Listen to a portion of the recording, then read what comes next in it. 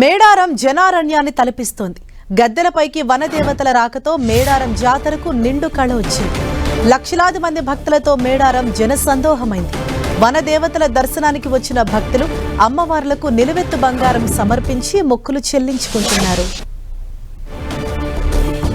ఇక ఇవాళ వనదేవతలను గవర్నర్ జిష్ణుదేవ్ వర్మ దర్శించుకున్నారు. అమ్మవార్లను దర్శించుకుని మొక్కులు చెల్లించుకున్నారు. ఇప్పటికే మేడారంలో ప్రముఖుల సందడి మొదలైంది. కేంద్ర మంత్రులు, రాష్ట్ర మంత్రులు, పలువురు ఉన్నతాధికారులు వనదేవతలను దర్శించుకుని నిలువెత్తు బంగారం సమర్పించుకున్నారు.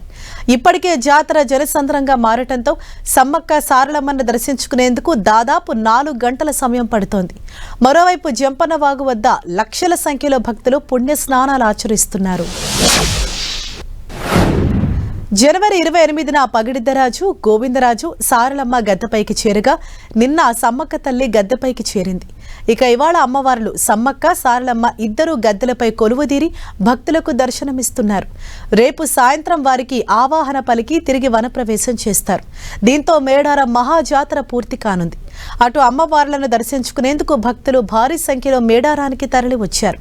లక్షలాదిగా తరలి వచ్చిన భక్తులతో వనదేవతల ప్రాంగణం జనసంద్రాన్ని తలపించింది. తెలంగాణ నుంచే కాకుండా మహారాష్ట్ర, ఏపీ, ఛత్తీస్గఢ్తో పాటు వివిధ ప్రాంతాల నుంచి ఆదివాసీ గిరిజనులు భక్తులు మేడారానికి తరలి వచ్చారు. మేడారానికి వచ్చే దారులన్నీ వాహనాలతో రద్దీగా మారాయి. వనదేవతలకు మొక్కులు చెల్లించుకుంటున్న భక్తులు వెంట తెచ్చుకున్న కోళ్లను గద్దెల సమీపంలో గాల్లోకి ఎగురవేస్తూ సందడి చేస్తున్నారు. కుటుంబాలను చల్లగా దీవించు తల్లి అంటూ దేవతలను కొలుస్తున్నారు. ఎత్తు బంగారాలను సమర్పిస్తున్నారు.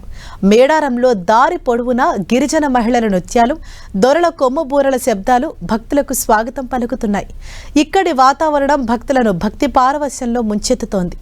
అడవి తల్లుల ఆశీస్సుల కోసం లక్షలాది మంది భక్తుల రాకతో మేడారం అడవి పులకించిపోతోంది.